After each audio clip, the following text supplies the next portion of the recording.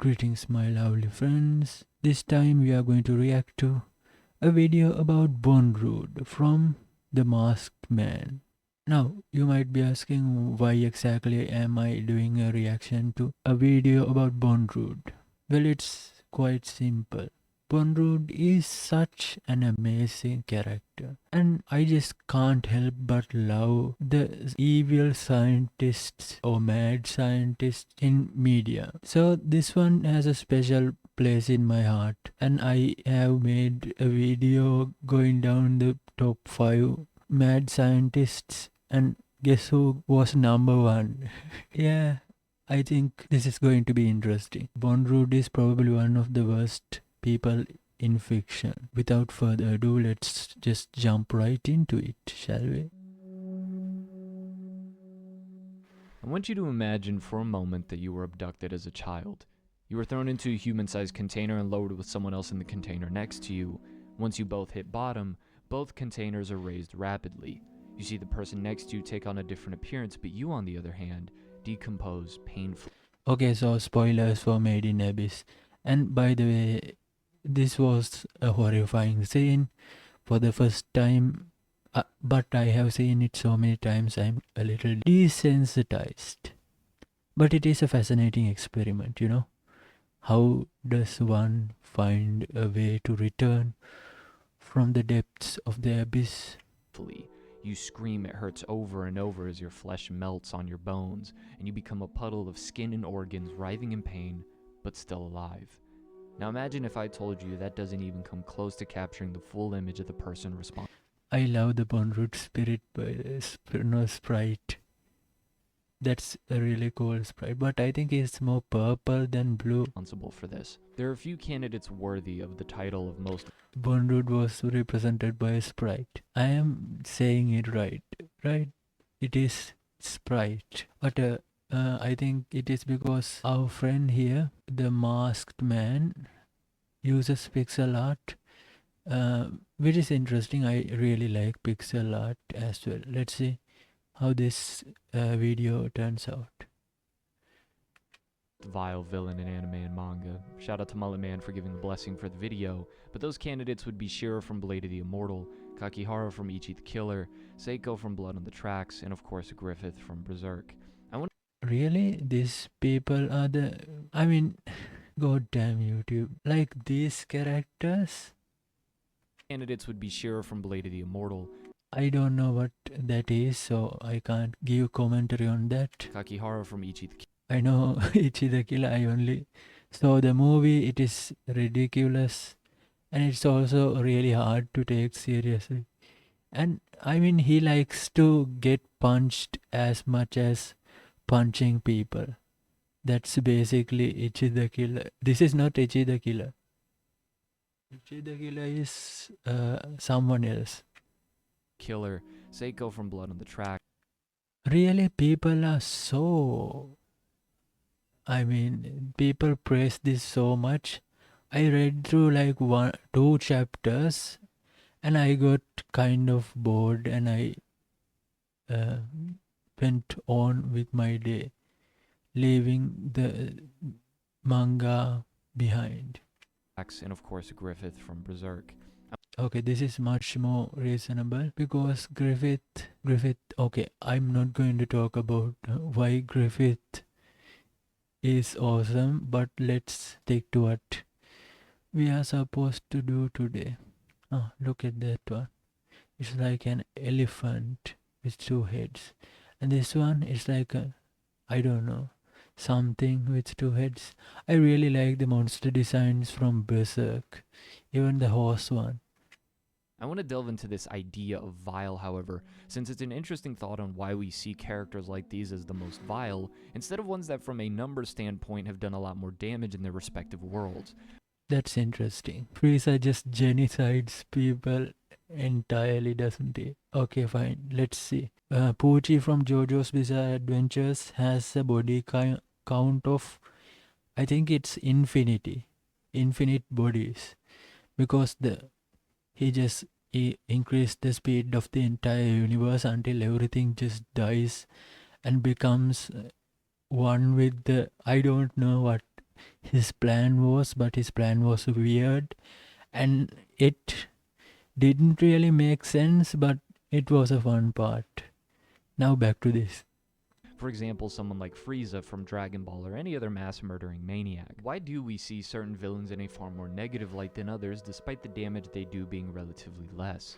A book I read called The Anatomy of Evil, written by Michael H. Stone, gives an interesting point on what causes us to have a visceral reaction to certain things. Very early on in the book, he gives an example of a case where a man under the influence of drugs shot 3 people. 2 lived and 1 died. But one of the survivors had been blinded in both eyes and had just gotten married last week. The jury showed What is this? I mean, why is Attack on Titan and what was that other one? Psychopaths put footage put there like they have anything to do with that. strong reaction to what happened to the blinded man, even more than the man who had actually been killed. Why is that? In the previous paragraph, the book says, quote, "Ironically, certain crimes amounting to less murder will be experienced as more clearly evil than murder itself, because of the suffering involved, coupled with our very human tendency to identify with the victim and to imagine how the crime would have affected us had we been the victim." I think this portion is very telling of how we perceive stories told to us, like if we were a jury judging these characters. Hence why characters that from a pure numbers view are more evil, we don't really throw them up there when talking about vile. I seriously doubt any of us cringed physically when Planet Vegeta was being blown to smithereens. The names I listed earlier, on the other hand, are seen as some of the most disgusting and incomprehensibly evil individuals. Griffith isn't incomprehensibly evil, but he did do some terrible things that cannot be forgiven. I would like to talk about who I think could be the most vile villain in anime and manga, despite only being around for 10 chapters in the manga, or in anime form, 1 film. Bondrewd, the Sovereign of the Dawn from Made in Abyss. Made in Abyss is an ongoing series that started in 2012 and suffers from hiatus, and so it seems to have a low chapter count at 67, but each chapter I think is very efficient in moving the story forward. I bring this up because despite only being around in present time for 9 to 10 chapters, technically starting at chapter 29, the story does a really good job of getting the most out of his peculiar personality and horrendous actions. Bondrewd is mentioned back in chapter 15 as one of the White Whistles, individuals known to be the best cave raiders, people who traverse the extremely dangerous layers of the abyss. The first White Whistle we meet is Ozen the Immovable, someone of supreme strength and a horrifyingly cold and blunt personality who explains the dangers of traversing the lower layers to Reg and Rico, the 2 primary characters of the story. She is stated to be unrivaled in physical strength amongst the White Whistles, and given what we know of her, it is safe to say her words carry weight and credibility. This is important for context because as she lists the dangers of the abyss and the White Whistles who are in the lower layers, she singles out Bondrewd. Even so, you should do your best not to stay in the 5th layer for long. Reg asks why that is, and Ozen responds so that you don't bump into any of the other White Whistles. The depth's 5th layer, the Sea of Corpses, is as deep as humans can go and return alive. And Bondrewd is not human, at least not anymore. I suppose some of them are there. Those who are down in the abyss right now are the Sovereign of Guidance, Wakuna the Chosen, the Sovereign of Mystery, Shraja the Mysterious, the Sovereign of Dawn, Bondrewd the Novel. Among them, Bondrewd in particular is an out-and-out scoundrel. He's not kind like I am, so you better be careful. Mind you, at this point, this is coming from the character that just beat Reg damn near within an inch of his life to prove a point. It's always an effective thing to have other characters speak on an antagonist and build up the reputation of that character, and then we see said antagonist confirm the fears through their actions. If the character is pompous and full of themselves, then it's no surprise if the villain sort of hypes themselves up, but when trying to build up a character that isn't going to be present for a bit, I really do think it's a simple but powerful method of adding weight to that character. Ozen, being the communicator of said information, isn't shown to be a dishonest individual. If anything, she can be faulted for being too honest. But in this context, she has seen the terrors of the abyss and has been affected by it, and is now warning these 2 who want to venture into its depths. I didn't catch this at first, but since it's one of the only descriptions. And by the way, Bondrewd is still a hero up in the town. Well, you need to know more about the abyss in order to understand how creepy this is. Bondrewd is basically the Jeffrey Epstein of anime because he just child traffics orphans like no other character in fiction for his studies. He isn't just selling them after buying them, he is using them as fodder for his experiments, which is really cruel, but some stuff like that really happened. The Tiskiji, I can't really say that word. Tiskiji, okay. Either way, there are like so many experiments on humans, but most of the time we hear about human experimentation. It's from the Nazis, but everyone at a point or another, everyone who is interested in pushing forward the progress of humanity might have to do something that is unthinkably horrible. And Bondrewd is just that. Since he doesn't have feelings, at least the version we know now doesn't have feelings, it's easier to just write him off as a terrible person. Even though he did introduce a gondola that just goes down to the fifth layer. Or was it something else? Somehow he did revolutionize the act of raiding caves, and the abyss is the largest cave ever. You should probably watch that because I'm not in a position to explain it. We get of Bondrewd before meeting him, I looked into the definition of scoundrel since I believe that word was used intentionally, at least in translation. A dishonest and unscrupulous person, a rogue, and unscrupulous is defined as having or showing no moral principles, not honest or fair.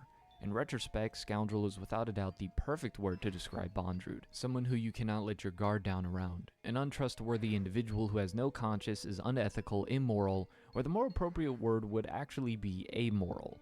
This is the portrait painted to us about Bondrewd, and how foreign parents describe their children when... And of course, Bondrewd also loves to T-pose. He does that like every single opportunity. He does that like every single opportunity he can. Or the more appropriate word would actually be amoral. This is the portrait painted to us about Bondrewd, and how foreign parents describe their children when they grow their hair out. I do have a bad habit when it comes to overdoing the intros of these videos. I don't know if there's something that can help with that, but I do know of something that can help with other bad habits you might have, as well as help me justify the amount of time and money I put into the new channel aesthetic. A smooth alternative that is the sponsor of today's video, Fume. Fume is a non-electronic, no-vapor device. That seems nice. But I will skip the sponsorship. The next time we get a look into Bondrewd is through the perspective of Nanachi, the third primary character of the story who clearly has ties to Bondrewd, a flashback scene where he praises her for the new cartridge and tells her to smile since the experiment was a success. So despite him, again, really only being around and active for 10 chapters, he's given a healthy amount of build-up and is directly responsible for the most infamous scene in the entire series, really one of the most unsettling and brutal scenes in anime as a whole. During this flashback scene, we see how Nanachi went from a normal girl to having the form she does now, as Bondrewd took a bunch of children to use as experiments. Brave children who do not falter even at the prospect of setting foot inside the chasm. Please take a step forward. I loved how the English voice actor did that line. Brave children who do not falter even at the prospect of setting foot inside the chasm. Please come with me. Or this one is please take a step forward. From there, we see what his base of operations looks like, and how Nanachi and Midi, another girl that was taken in by Bondrewd, become close friends. Midi is taken to be experimented on, and this is where we overhear a conversation between Bondrewd and one of his assistants, Yeah, so that part I really didn't like because Bondrewd just explains his thought process to another person in the middle of nowhere. I mean, in the middle of... Where is this even? Why does Bondrewd even allow normal people? Because Bondrewd's ability is that he can split his... Well, it's not even splitting his consciousness. He just implants his consciousness into people. It's a little complicated, but you can check my videos out. they go into weird stuff about Bondrewd, I guess. Nanachi is trying to follow where Midi was taken. He is reprimanded for bringing children who will never be able to return, and that from a humanitarian perspective. And by the way, Nanachi is also extremely lucky to just encounter Bondrewd telling what he's going to do to human beings. This is just wrong. Bondrewd is quick to respond and says there's no need to worry since he's not making use of them as humans.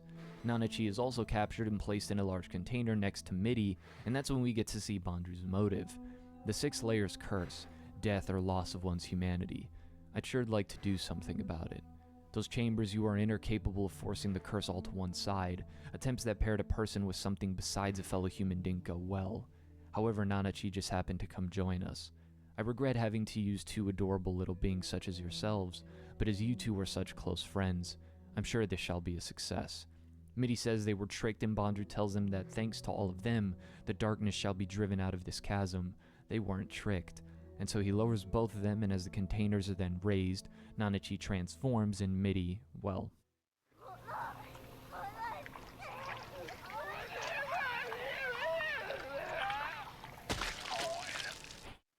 Midi becomes a blobfish-esque thing.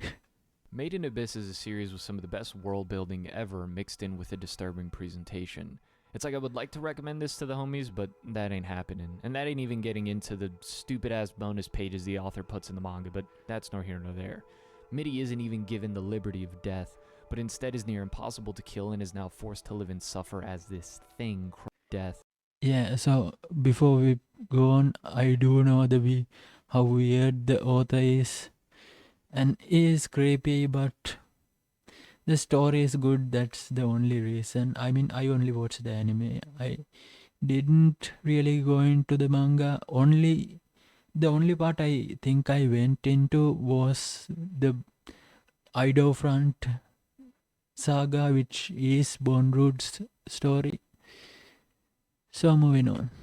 But instead is near impossible to kill and is now forced to live and suffer as this thing crawling around on the ground. With Nanachi now hoping Red can put an end to her suffering, and in a heartbreaking scene when Midi is finally put out of her misery, we see Bondrewd see Midi's life signal turn off and congratulates as well as thanks Nanachi for getting it done. For a brief moment we get a glimpse of the other aspect of Bondrewd that makes him terrifying beyond just seeming to be 10 steps ahead and morally reprehensible for science. At this point in the story, Bondrewd does seem to fall under the typical mad scientist, someone willing to do wrong for the greater good and the progress of humanity, or himself, with no care for his subjects, but that would be a huge miss on what Bondrewd is as a whole and what makes him uniquely twisted. When the trio finally make it to the 5th layer, they encounter one of Bondrewd's umbral hands, a member of his cave raiding squad who tells them that the Sovereign of Dawn is awaiting their arrival. Upon arriving at the Ido Front, Bondrewd's base for operations, they are greeted by a girl asking if they are Papa's guests. Nanachi warns Reg and Rico, however, to be very careful with what they say, to choose their words carefully and to provoke the others into talking, because information is power. A very appropriate saying given the situation, but also an apt description of Bondrewd. The conversation between the girl and the crew is interrupted when he finally enters the scene and presents himself alongside his umbral hands, Bondrewd in the flesh.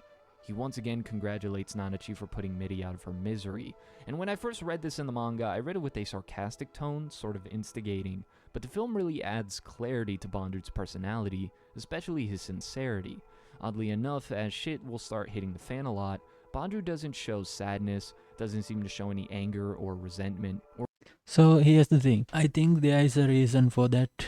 People like to think that he is also desensitized to things, but personally, I think Bondrewd, whatever Bondrewd was, he is dead basically. There's no such thing as Bondrewd because he ended up he sacrificed himself or something to use the what do we call it? Soholic.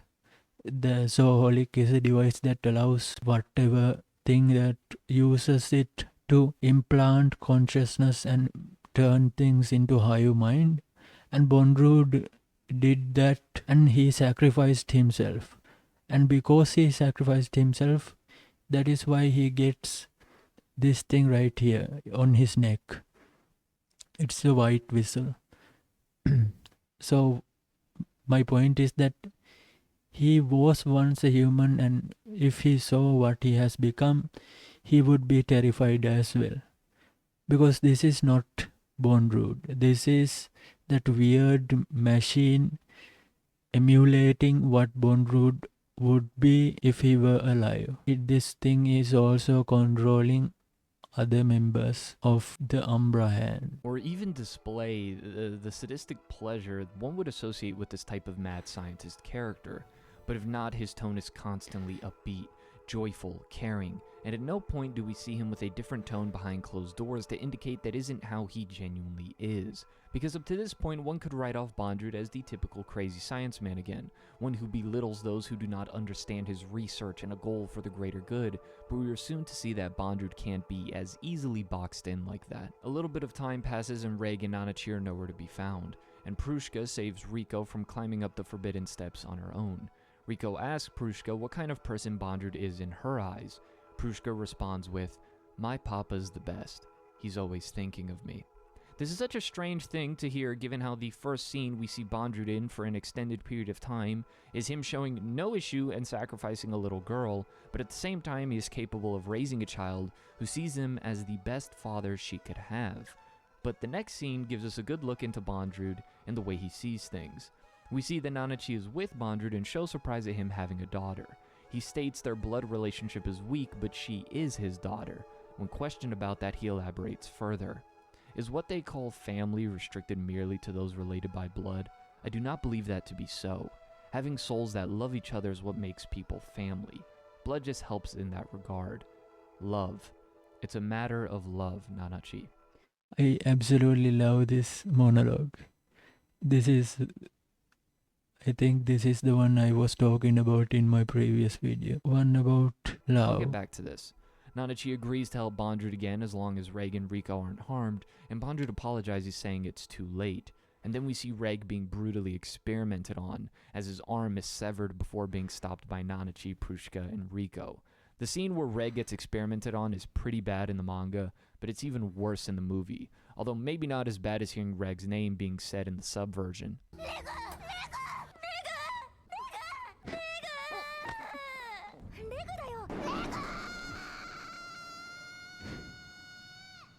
The group escapes for a moment and springs a trap on Bondrewd, having him and his umbral hand surrounded by the deadliest monsters in the 5th layer. But then we get another description of Bondrewd when Reg asks how powerful he is. He is described as a monster. He was able to make an insane amount of progress, securing a base in the depths and getting rid of monsters that were fatal to explorers. But on the flip side, he used methods that were unheard of and without consulting others, and in a specific example, when plants and animals obstruct the way to securing a route, he burns them, without any regard for who or what might be in the area. The surrounding environment gets annihilated. Further, Bondrewd is described as a wanted criminal overseas, and that this person has encountered raiders touched by madness, but even Bondrewd is different from that. It was as if some strange, mysterious entity had donned a mask and was masquerading as a human. If there are indeed monsters in the netherworld, things like him would qualify. That is cool. That is super cool. But he is a terrible person, you know. Reg believes he finally defeated Bondrewd. Prushka, watching it all go down and approach the dead body of her father, starts breaking down into tears. The umbral hand taking care of Prushka walks over and takes the helmet off the dead body and puts it on, revealing that he is in fact the real Bondrewd. More so that he is immortal and all of the umbral hands are Bondrewd. Leaving with Prushka, and immediately after, we see him marking her body ready to perform an experiment on her. So which one is it? Because everyone that knows of Bondrewd describes him in the worst of ways. Meanwhile, Prushka describes him as a caring, loving father. One of these clearly seems to contradict the other, but the thing is they are both true, at least in Bondrewd's mind. To him, the inhumane experiment and practices aren't done with any ill will or malicious intent. He sees suffering as a necessary part of the process. What matters is progress.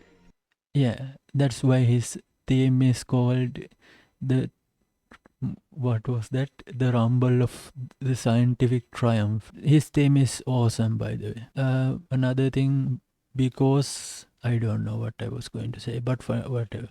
So even if he is sawing you in half while you are still awake, if that contributes to the goal of conquering the abyss, then he sees it as an act of love. I might have used the word sadistic to describe Bondrewd. And by the way, I don't think he uses it as an excuse or anything. He just does love everything and everyone. He just has to do what he has to do to get to the bottom of the abyss. No, I think he has personally. I think he has been to the bottom, and I think he's staying at Ido Front, trying to bring back something that is in the bottom. That is why he has created the gondola that just goes down to his lair from the surface. In the past.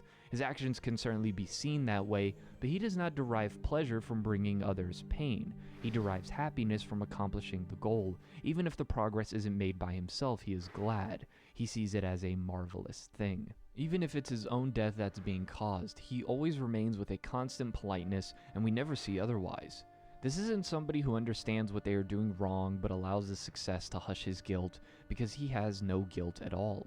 He doesn't show remorse or sorrow for his actions, outside of apologizing to Nanachi for jumping the gun and experimenting on Reg. Bondrewd is, as I described earlier, seemingly completely amoral. Not a human being killing another with some sense of morality, but more so like an animal killing another for food. He is without any moral constraint or limitation. Yeah, this is because his mind, he is that thing, the zooholic.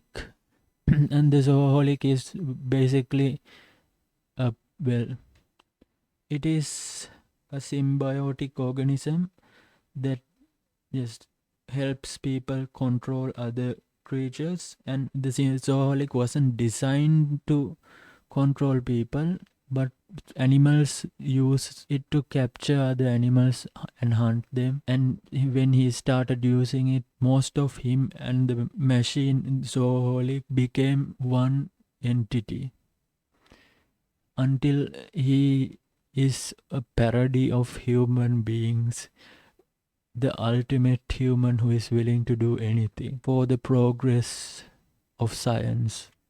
And this allows him to view his own actions of ones of love. There is a question, however. What about all of the other children we saw that were in Bondrewd's base? We are then shown a room full of cartridges we heard of earlier. Nanachi explains that the kids were experimented on and are turned into living, suffering, fleshy curse repellent and shoved into containers so that Bondrewd can explore the 6th layer of the abyss. A fight between Bondrewd and Reg breaks out again, and a huge explosion causes them to descend into the lower layer. We see a bunch of hollows crawling around, and Bondrewd begins naming them. Shako, Itan, Sumiko, Puel, they all have names, you see, as the hollows crawl onto Bondrewd. This is what's left of the children who were experimented on like Mitty.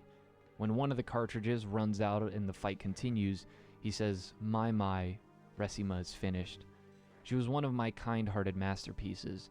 She dreamed of becoming a princess, you know. Isn't that cute? So not only does he remember each of his victims by name, but also their hopes and dreams, further showing that he believes all that he is doing has been out of care. The fight continues, and all of the cartridges run out, giving Bondrewd a similar transformation to Nanachi, which he refers to as a blessing, because in his mind, a curse or a blessing might as well be the same thing. As the cartridges shoot out, he continues to name them one by one. Takiri, Terethia, Nopero. And the final cartridge shoots out, and Mania, Prushka's pet, runs out and licks the liquid spilling from the cartridge. Ah, it was truly a marvelous adventure. Was it not, Prushka? To really drive the heartbreak of this moment further, we're given an extensive flashback into Bondrewd taking care of and raising Prushka, helping recover her mind from the harm of the abyss, giving her a name, and giving her mania, and doing all he can to make sure she is okay and happy. In the flashback, he seems like an outstanding father, to the point that when she believes he was killed, she mourns for him, and even in her current state as fleshy fuel, she wishes to overcome anything together, only wishing to go on adventures together one day. This is what really makes Bondrewd a unique type of evil, because oftentimes we hear that villains believe what they are doing is the right thing. That isn't always the case, but often for the morally gray antagonist it is so. Him using himself to further advance is an act of self-love. Him using someone else in the way he seems fit is an individual act of love regardless of the greater good.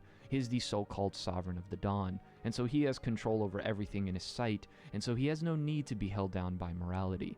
As long as progress is being made, that's all that matters. Hell, even once he is defeated, he shows no qualms about it and simply states that now his aspiration is to see Reg, Rico, and Nanachi succeed, all in the name of progress. Prushka in her final moments then turns into a white whistle for Rico to use, which could be argued as part of Bondrewd's plan all along. Considering that he always seemed to be a couple hundred steps ahead, I wouldn't put it past him. Still, one thing is to see your test subjects as nothing, and another is to derive a sick, twisted pleasure from their suffering, but it is an entirely different kind of twisted to see each of them as your beloved children, and that the one that you personally raised as your closest child, and yet you can still mutilate them and have them either live forever as a hollow, or live as fleshy fuel until they expire. It's incomprehensibly evil how someone could be capable of this. Now, is he worse than Griffith like I put in the thumbnail? It's debatable, but you clicked on the video and watched, so once again, all in the name of progress. Someone who at some point might... To be fair, I mean, Griffith's whole thing was the eclipse, right? I haven't really read much into what happens after the eclipse. So if we are comparing those two, well, Bondrewd is definitely creepier and predatory, and he just exploits the most vulnerable people. Meanwhile, Griffith was filled with hatred and shame that he could never be the beautiful prince or king of his own kingdom where everyone can be free. That is why he activates the bracelet and sacrifices everyone to the egg of the king. So here's the thing, he did it out of desperation, and of course his hatred towards guts. But this Bondrewd, there's nothing personal. Might have had some sense of morality, although we're never really told that, but was lost throughout the transferring of his soul from one body to another. But how could someone have such a detached view? I disagree. He doesn't transfer his soul to one body or another. I guess I'll have to do a little explaining. I think I did a little explaining, but whatever, this is how it goes. There's this machine called Soaholic. It is less of a machine and something of a plant that is being chained in the basement. Somehow Bondrewd can use it to infuse his mind into things. So it doesn't really mean he transfers between bodies. It just means that he is present in everybody. Not everybody as in everyone. I'm talking about every one of his Umbra hands until he decides to emerge from them as Bondrewd. View of the horrors he commits on others and love, be it someone he just met or his own daughter. Well, as Bondrewd says, a prayer cannot be born from one who only knows of joy. And once again, thank you to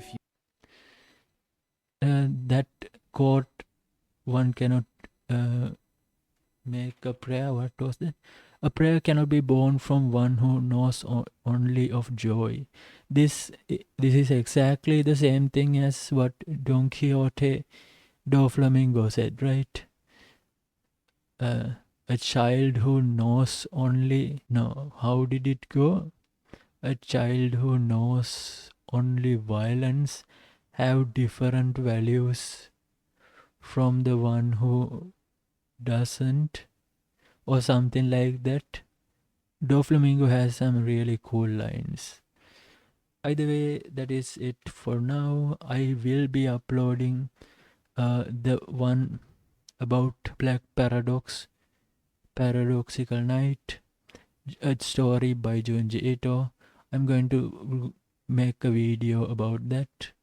It will be posted like next week or so, or a week I hope I can post it in a week because I'm a little bit busy, but who knows?